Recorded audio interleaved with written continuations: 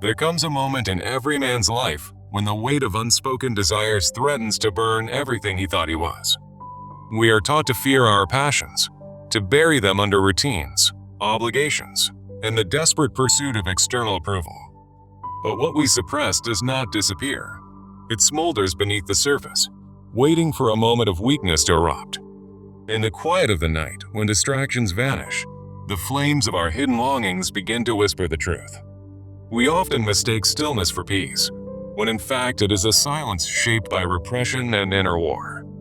Every wound we avoid, every desire we deny, becomes a seed of chaos growing in the shadow of our soul. The man who avoids the fire thinks he is in control, but in truth, he is the prisoner of his own avoidance. True strength is not found in suppression, but in the courage to walk into the fire and face what lies beneath. Pain is not the enemy. It is the signal that something deeper is calling to be understood, faced, and transformed. You do not overcome your passions by pretending they do not exist. You overcome them by surviving their storm. There is a kind of suffering that no one sees, the torment of being at war with yourself day after day.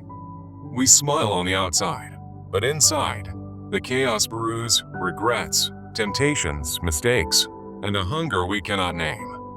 Many men lose themselves not through failure, but through the slow erosion of purpose, crushed by a life lived on autopilot. When you try to control everything, you end up controlled by the fear of losing anything at all. The fire of suppressed passion does not disappear. It turns into anxiety, shame, addiction, and cycles of self-sabotage. Every act of denial adds fuel to the fire, until eventually, the soul demands to be heard through breakdown or rage. There is no escape from the truth of who you are, only delay, which makes the reckoning far more violent. To be numb is not peace, it is exile from your own soul, and that exile slowly drains your will to live. The man who cannot cry for himself has buried his grief beneath layers of pride, fear, and cultural expectation. Healing does not begin with answers. It begins with the honest admission that you are lost, afraid, and deeply in pain. The fire that once burned to destroy can also burn to purify, if we stop running and start listening to its message. Your darkest emotions are not curses, they are unclaimed parts of you, crying to be understood, seen, and embraced. In the heart of chaos lies a mirror. When you dare to look, you find not a monster, but a wounded child. You are not broken because you feel too much. You are broken because you've never been taught how to feel safely. Transformation does not come from resisting your passions, but from witnessing them without judgment and reclaiming your power from within them. In the heart of rage, you will find grief. In the depth of desire, you may find an ache to be loved. Only when you stop fighting the inferno do you realize that it was never here to destroy you, but to awaken you. The truth is hard, but it is also healing. And the truth is that the fire is your teacher, not your enemy. Growth begins when you sit with your shadows long enough to hear what they've been trying to tell you for years. To pass through the inferno is to shed the skin of illusion and be reborn in a truth you can finally live with. Out of the ashes of who you were, something stronger begins to form, not perfect, but real, whole, and deeply rooted. A man who has met his darkness walks differently, slower, with more depth, less fear, and more compassion in his eyes. You begin to speak not from the ego, but from a place carved open by honesty, humility, and survival. The passions that once ruled you become part of your wisdom, no longer storms, but rivers that you have learned to channel. Real freedom is not doing whatever you want. It is no longer being controlled by what you've never understood. When you have passed through the fire, you no longer fear being burned. You fear never having lived fully at all. You learn to love not as a need, but as an overflow of the fullness you found in the silence of your rebirth. Success is no longer measured by status, but by how true you are to your values, even when no one is watching. The man who has walked through the inferno no longer seeks applause. He seeks alignment with his soul. And in that alignment, life begins, not as a performance, but as a sacred and authentic expression of your hard-earned truth. The man who has faced himself no longer seeks escape. because he knows that peace only comes through full acceptance, not avoidance. Every scar tells a story, not of weakness, but of a moment where pain met purpose and was turned into strength. Before the fire, you were fragile. After the fire, you are forged, reshaped by truth, and no longer afraid of your humanity. The process of healing is slow, sacred, and often invisible, but it transforms the entire architecture of how you exist in the world. You begin to choose silence over shouting, presence over performance, and love that liberates over love that controls or consumes. The passions you feared become guides, no longer shadows dragging you down, but lights showing the path to your deeper essence. When you've endured the inferno, you no longer judge others harshly. You see their pain as a reflection of your own. You stop competing for validation because your worth no longer depends on being seen. It comes from being true. In the ruins of your old self, you find fragments of soul you had long forgotten. Your honesty, your fire, your wonder. To live well is not to avoid pain, but to integrate it into a life that pulses with meaning and soul. The man who emerges from the fire does not speak loudly, but when he speaks, his words carry the weight of authenticity. Suffering humbled you, but it also expanded you, breaking open the shell of ego so the deeper self could finally breathe. You begin to notice beauty in small things, not because they changed, but because your eyes have been cleansed by truth. No longer afraid of falling apart, you welcome change, because now you know the death of the old is birth of the true. The voice of shame weakens with time, replaced by a quiet confidence rooted in knowing that you did not run from yourself. Life no longer feels like a performance, but a sacred unfolding, where your presence is more important than your perfection. You stop chasing happiness and start cultivating peace. Knowing joy is not something you find, it is something you create within. The fire burned away your masks, and now, even in vulnerability, you feel more powerful than you ever did pretending. You begin to speak to yourself with gentleness, not because you've earned it, but because you've finally realized you deserve it. Inner freedom is not doing whatever the ego demands. It's living from the truth that was waiting beneath your suffering all along. You walk into conversations no longer needing to win, but willing to connect from a place of grounded authenticity and peace. What once felt like chaos now feels like initiation, because the pain didn't destroy you. It introduced you to your true self. From the inferno, you emerge not with answers, but with a heart that knows how to sit in mystery without fear. The man who has passed through the fire is no longer afraid of being misunderstood. He is afraid of living without integrity. You stop demanding life be fair and start asking how you can serve, grow, and evolve in the face of adversity.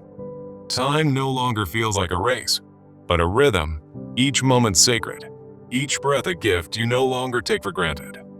Even the people who hurt you become teachers, showing you where your boundaries were missing and where healing still had to occur. Your priorities shift, meaning over money, connection over control, depth over distraction, truth over temporary comfort.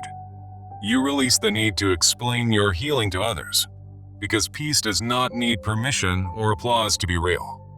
What you once called weakness, you now see as sensitivity, a sacred ability to feel deeply and respond with empathy, not defense. You stop waiting for others to save you, and instead become your own sanctuary, a soul grounded in awareness, not illusion. You see through manipulation, not with hatred, but with sorrow, because you recognize the pain behind the masks others still wear. The fire taught you patience, not just with others, but with your own process, knowing that depth takes time to grow roots. Even in moments of relapse, you don't collapse, you reflect, recalibrate, and return to the path with more wisdom and grace. You begin to trust the silence, no longer rushing to fill it, because you've met yourself there and made peace with the quiet. The hunger that once devoured you has become a thirst for truth, purpose, and alignment with something greater than your ego. You stop proving your worth and start protecting your energy, knowing that your presence is sacred and your peace is non-negotiable. You become a lighthouse, not by shouting, but by standing, rooted, real, and radiant from the fire you once feared.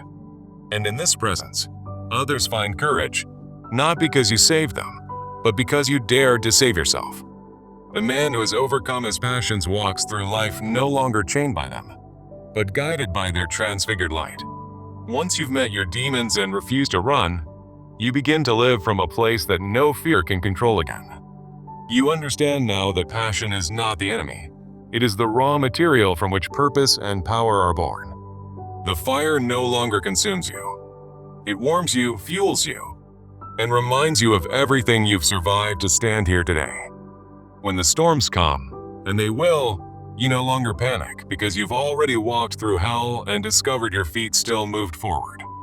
Others may not see your journey, but your spirit will carry the quiet power of someone who has wrestled with angels and shadows. The goals you chase now are different, not for status, but for service. Not for pride, but for peace of heart.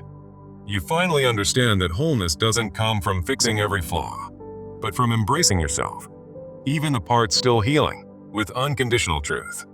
Passion without awareness can destroy, but passion integrated through suffering becomes the flame that lights your way in the darkest night. The man who used to chase approval now chooses alignment, even when it means walking away from applause and superficial praise. Every temptation you once surrendered to becomes less seductive when you've tasted the peace that comes from self-mastery and inner grounding. No longer addicted to intensity, you learn to cherish consistency, because real change is not loud, but steady and honest. The world still spins in chaos, but you no longer internalize its noise. You move with clarity, like still water beneath the storm.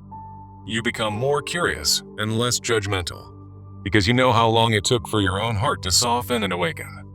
The inferno gave you a gift, not immunity to pain, but the resilience to let it shape you instead of destroy you. You stop wishing away your history, because every broken chapter gave you wisdom that no classroom or comfort zone ever could. The man who has passed through fire does not chase destiny. He lives it, moment by moment, in alignment with his soul. You honor your energy like sacred currency, no longer spending it on people or places that drain your essence or distort your truth. The confidence you carry is quiet, not because it's unsure, but because it's rooted in something deeper than validation or victory. You become a mirror for others, not reflecting their masks, but inviting them to see their own hidden strength and buried light. Your yes becomes sacred, your no becomes clear, and your boundaries stop being guilt-ridden. They become acts of self-respect and divine alignment. You no longer need to be understood to feel seen, because you understand yourself, and that clarity becomes your daily anchor.